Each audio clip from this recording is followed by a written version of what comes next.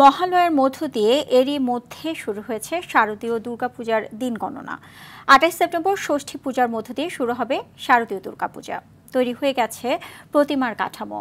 রংতুলির শেষ আঁচড়ে প্রতিমা ফুটিয়ে তুলতে ব্যস্ত প্রতিমা শিল্পীরা। সিরাজগঞ্জ, ঝালকাঠি ও নড়াইল প্রতিনিধিদের পাঠানো তথ্যচিত্র আরও জানাচ্ছেন সাকিব আল হাসান। ঢাকঢোল ও কাঁসার শব্দে মেতে উঠবে পুজো মণ্ডপ। জামদানি শাড়িতে আসনে বসবেন দেবী দুর্গা। দেবীর আগমনে সাজসজ্জায় ব্যস্ত সময় পার করছেন সিরাজগঞ্জের প্রতিমা শিল্পী ও আয়োজকরা।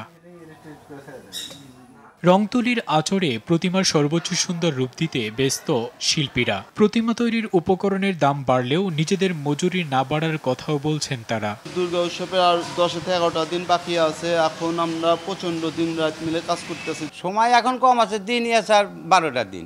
এখন আমাদের মাটির কাজও করা হচ্ছে, একদিকে কালার করা হচ্ছে। সব জিনিসের দাম বেশি, কাঠ বা সুতলি মানে প্রত্যেকটা জিনিসের দাম বেশি, কিন্তু আমাদের খরচ হিসাবে প্রতিমার মূল্যটা আমরা পাই না।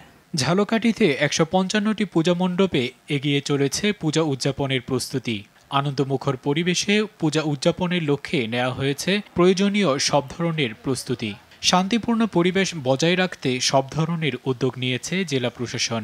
আইনশৃঙ্খলা পরিস্থিতি নিয়ন্ত্রণ করার জন্য জেলা পুলিশ, আনসার বিটিপি, র্যাব, সেনাবাহিনী সহ সকলকে অ্যাক্টিভ করা হয়েছে। নড়াইলে 524টি মণ্ডপে এবছর অনুষ্ঠিত হবে দুর্গাপূজা।